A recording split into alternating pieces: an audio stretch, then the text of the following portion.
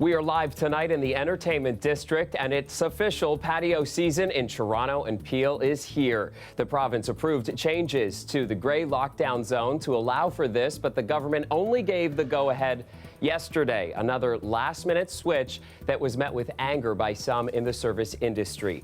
Though many restaurants itching to resume outdoor service are now clearly back at it. This is CBC Saturday News.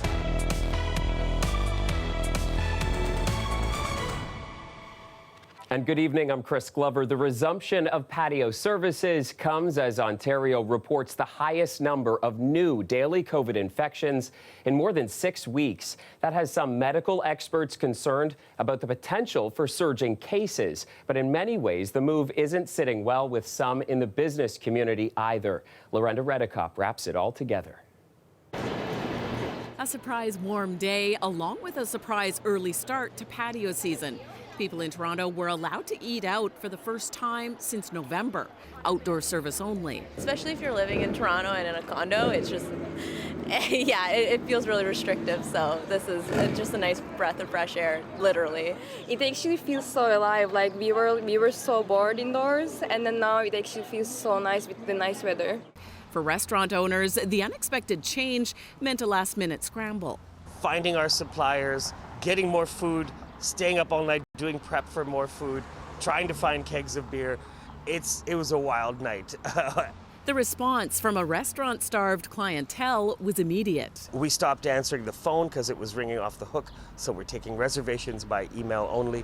In some parts of the province where restaurants were already allowed to open inside, the province loosened restrictions, upping the capacity to 50%, allowing as many as 100 people inside in orange zones, up to 50 people in red zones. With the red zone and the orange zone, I think the expansion of the capacity doesn't make sense to me. We are in the upswing of a third wave, and to me, it just seems unnecessary. It's an unnecessary risk to take. That's as health officials declared an outbreak at this steakhouse in Oakville, part of the red zone. Officials say more than 200 customers may have been exposed to a variant of concern. They're asking anyone who was there between March 8th and 13th to isolate for 2 weeks since their visit. Today, new daily cases climbed to more than 1,800 in Ontario, the highest point in more than a month and a half. And the 7-day average for cases is also rising. Infectious diseases experts say gathering outside is low risk. We're in the middle of a third wave right now, but there is a light at the end of the tunnel, and it's closer than ever. He reminds people to continue with precautions and expects in just over a month, with more vaccinations, the situation could look much better. Lorenda Redekop, CBC News, Toronto. I want to pick up on the actual case count today, and that figure that Lorenda just gave for Ontario is in fact its highest daily tally since February 1st. So 1,829 new cases of COVID-19 today, and the regional breakdown shows Toronto recorded close to 600 of those new cases. Province-wide, 11 new COVID deaths also being reported today, and experts are also worried about a rise in more severe cases. Out of the 765 patients hospitalized right now in Ontario, 302 of them are in intensive care. Modeling data from the University of Waterloo and the University of Guelph predict daily COVID-19 cases in the Greater Toronto area could triple by early next month. Chris Bao is a member of the team that looked at the data, and he says the province is at a critical point, making him concerned for the most vulnerable. I'm absolutely worried about this third wave, where we know at this time, I mean, over 50% of the cases are through variants of concern, which are more contagious and cause more severe disease and are more deadly. And yet, once again, I'm absolutely worried for many of the patients that I care for. I mean, I work in Peel Region, which has many people who are essential workers. I mean, these are people who we've called heroes through the pandemic, but we haven't treated them as such. I mean, they can't physically distant they can't stay physically distant at work. Many of them live in crowded conditions at home, and they don't have paid sick days. Many of them live in multi-generational families where they live with elders and they're looking after them, often honestly trying to keep them out of a long-term care facility. And I'm absolutely worried because they have not really received the vaccine at this time. Now to the latest on COVID-19 and Ontario jails. It has been a year since the province's first corrections staff member tested positive. A new report by the Canadian Civil Liberties Association has found that issues like overcrowding persist, and the spread of variants of concern mean outbreaks are only getting worse. Today, protesters gathered at Maplehurst Prison in Milton to call for inmates to be better protected. Farah Morelli was there. What do we want? Justice! When do we want it? Now! Outside of Maplehurst Correctional Facility, they gathered to mark a somber anniversary. 1 year since the first confirmed case of COVID-19 inside an Ontario jail. These are packed institutions. They're petri dishes for COVID-19 to be able to run through. Advocates say 1 year later, little has changed. And in fact, the situation inside has gotten worse. And in the first wave of the pandemic, we saw a 30% reduction here in Ontario of these jails. They've abandoned that strategy. We started to see numbers go back up, and it's really just led to widespread outbreaks. We've just been hearing week after week, crisis, a new outbreak at a new jail. The latest just 4 days ago at Toronto South Detention Centre, where 70 COVID-19 cases were confirmed. Outbreaks like that have kept families apart from their loved ones for months because of the cancellation of visits. My fiance is currently serving a life sentence in Warkworth. It's been pretty difficult not seeing him for my daughter. We were told that the personal family visits were going to be opening back up. In a statement to CBC News, the Ministry for the Solicitor General said it is working to make sure people inside facilities like these are being kept safe. It said it's brought in new measures such as screening and testing for all new inmates and making sure that when they're brought in, they're kept away from the general population for 14 days. But that's not enough, say some experts. As we enter the third wave, and prisons and jails are definitely an overlooked setting of this type. The new report from the Canadian Civil Liberties Association found incarceration rates have gone up here since the end of the first wave. It wants to see more inmates released and those inside prioritized for vaccination.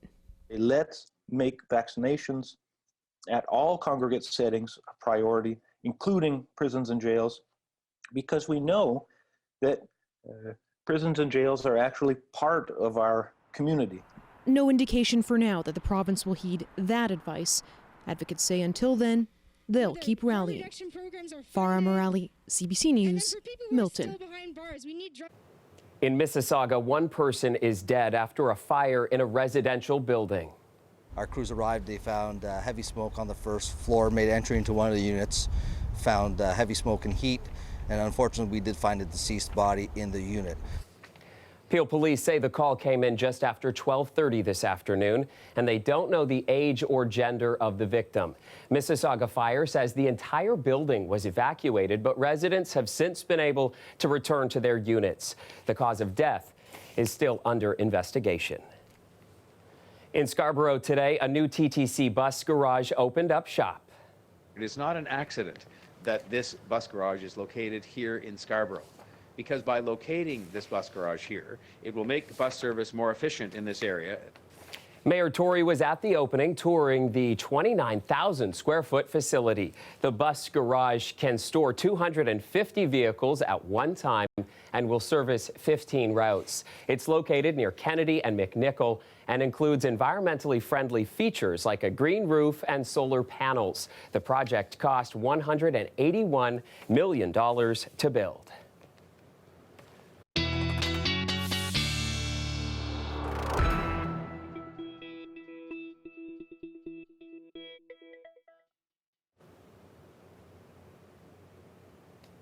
All right, time now for a look at your weather forecast, and we are joined by the Weather Network's Sophia Kumbalia now. And Sophia, I wish we were able to do this hit together at one of the city's parks or something like that outside.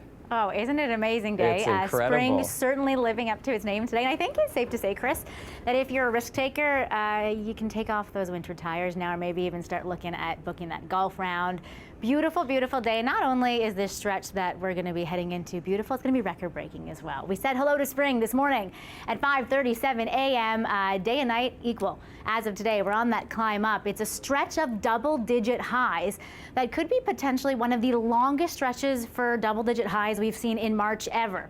Maybe second place. I don't know if we'll beat the 15-day stretch that we saw in March of 2012. May also be one of the sunniest Marches on record as well, at least in the last 7 years. Not a lot of cloud cover in the forecast, so we'll get into that a little bit more in your long range. But boy, Sunday is going to be a lot like it was today. Wall-to-wall sunshine, highs more indicative of mid-April, and the daytime high will be about double what we should normally see for this time of year, which should be about 6 degrees. Really dry air mass on top of us. So I think it's also safe to say those golf courses will be drying out even more over the next few days. We'll be a bit cooler around the western end of Lake Ontario because of a lake breeze, but beautiful conditions all throughout southern Ontario. 17 in Barrie for Monday and 17 in Windsor. Now there is some rain in the long range forecast. We'll detail how significant and how it could affect maybe your early golf game in the long range. Chris. All right, sounds good. Thanks, Sophia.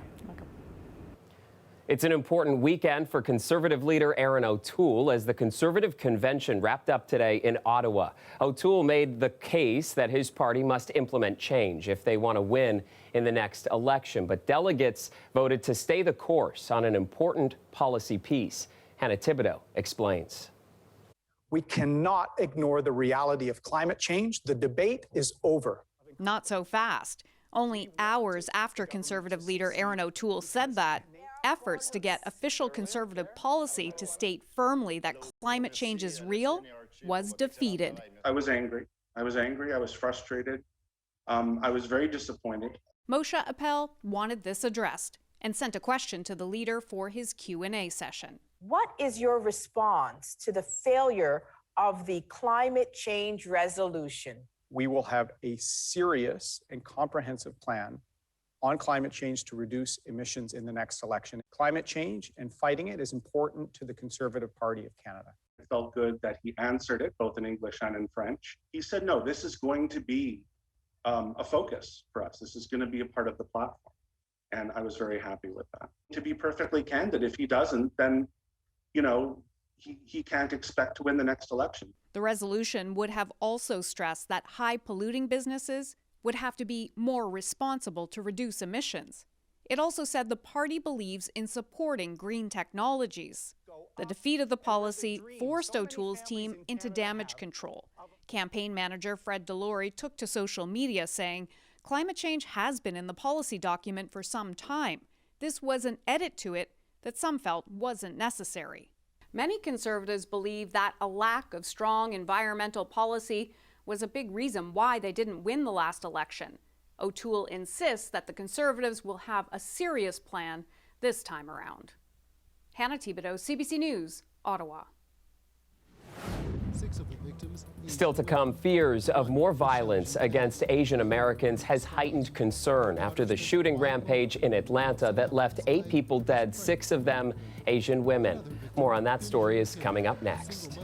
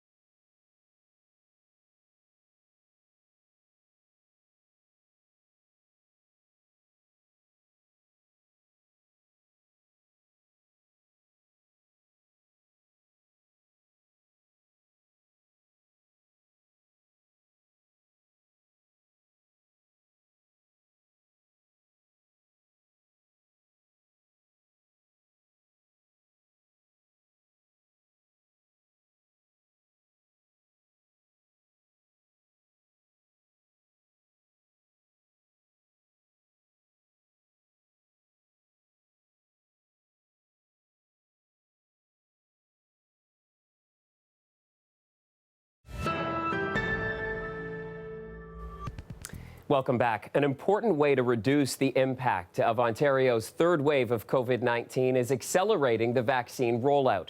Starting on Monday, the age limit to book a COVID vaccine with the province notches down to anyone 75 and up. And the AstraZeneca vaccines available at some pharmacies will be expanded to include anyone 60 and up. Still, we're uncovering accessibility issues for people living in some neighborhoods hardest hit by the pandemic. Dahlia Ashry is live this evening outside a pharmacy in the city's northwest. And Dahlia, unlike we've seen at some other pharmacies in the city, nobody is able to line up for a vaccine at that one. That's right, Chris. As you can see right behind me, there's no lineup. And that's because this pharmacy at Jane and Finch is not offering any vaccines. And it's not the only one. It's amongst other pharmacies in vulnerable communities. And health experts and members of the community are sounding the alarm bell when it comes to vaccine rollouts being inequitable in areas like this one. When we mapped out the Toronto pharmacies offering vaccinations, many of them are in the most affluent areas of the GTA. And in other areas like Peel, the northwest end of the city, and Scarborough, which are all hotspots for COVID-19, it's a blank spot. There is structural inequity in the ways the COVID-19 vaccine is being accessed. Vaccines are being distributed in a fashion that is based on a per capita basis, not necessarily based on need. Dr. Nahid Dasani says these are where many essential workers and low-income racialized people live. Our lives matter just as much as the affluent area lives matter. Stephanie Payne is a longtime Black Creek community member. She got vaccinated today at a community health center in her area, but says there is hesitancy in the Black community and concerns around accessibility. I certainly didn't see 4 people that looked like me. The Black community is being put at a disadvantage because we're not sure who to go to or how to access the vaccine.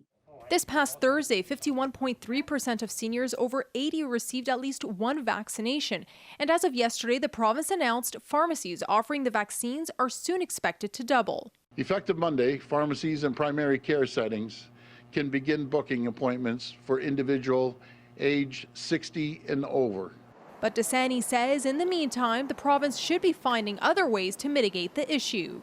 To mitigate, the absence of vaccine options in areas like the northwest corner of Toronto is to better equip community health centers, family doctors, and primary care models of care in the community with the vaccine so that ultimately people have more access.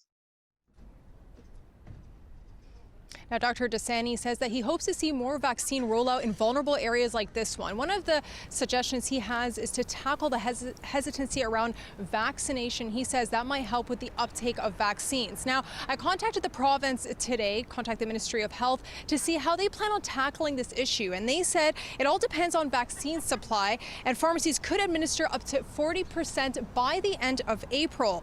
And details on additional pharmacies and where they will be for the next coming while, that will be shared in the upcoming days. Chris? All right, thanks for the update tonight, Dahlia.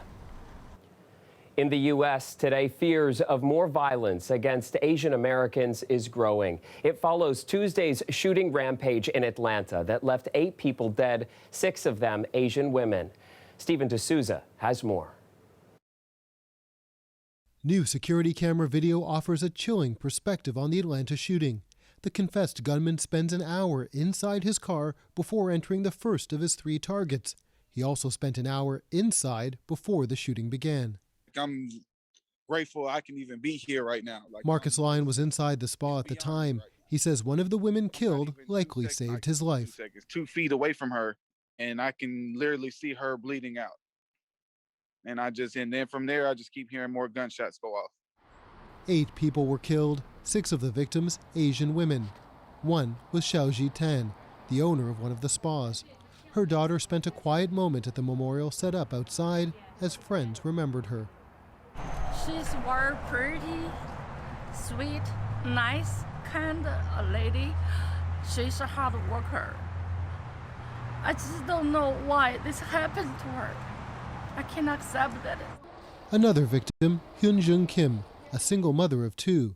A fundraiser set up for her sons has raised more than $2 million. Her son writing, "She was one of my best friends and the strongest influence on who we are today.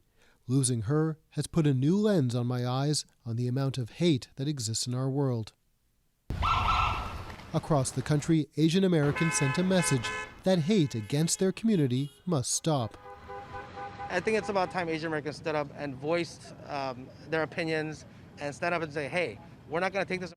The gunman is facing multiple murder and weapons charges, and while authorities haven't charged him with a hate crime, that could change. In Georgia, a hate crime can be based upon race, it can be based upon sex, it can be based upon national origin. So I will be very surprised if hate crime charges are not brought. The story has cast a spotlight on violence against Asian Americans and Pacific Islanders. And with another assault caught on tape, this against a 69-year-old woman, it's attention the community says is long overdue. Stephen D'Souza, CBC News, New York. And this is a live look at our nation's capital tonight. Very beautiful evening tonight, and I think you're going to like the weather forecast. We've got those details coming straight ahead.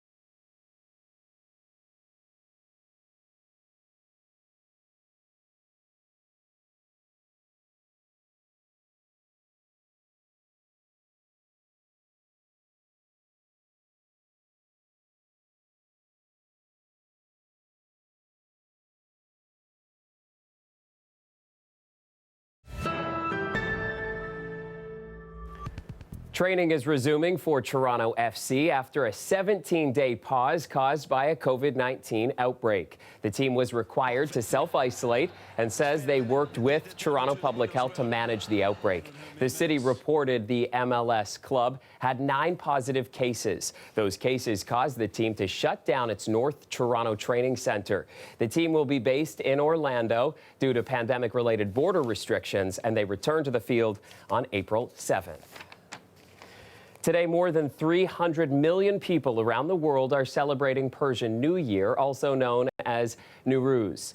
The ancient tradition goes back 3,000 years. Mehrdad Ariana Jad is the chief executive officer of the Tirgan Festival, a showcase of Persian art, music, and food that's had to go virtual. He says that the hardest part of the celebrations during the pandemic is not being able to be together. Every Nowruz, especially in Canada, we Iranian Canadians, they get together, they celebrate, they have dinner together, they talk about everyday's life, and wish each other the best. These are images from the festival's virtual celebrations last year. He says this year his organization will be partnering with the Royal Conservatory of Music and streaming a concert from Iran. And on April 2nd, they'll have their regular festival.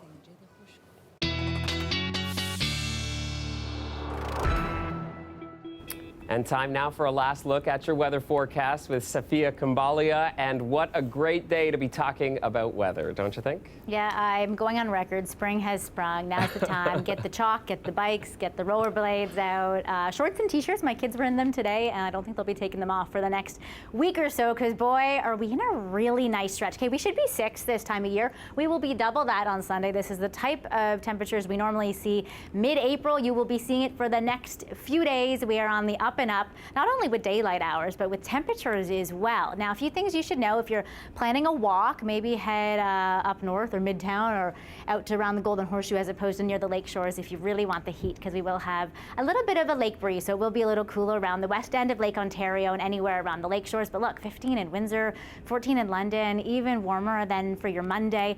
It's a southerly flow we've got over the next few days, but we do have a little bit more of an east wind as you head into Tuesday. So you'll notice Tuesday is quite a few degrees cooler for you near the lake shores or near the west end of Lake Ontario. Dry air mass is with us for a few days. It's Wednesday overnight that we see our next chance of just light showers.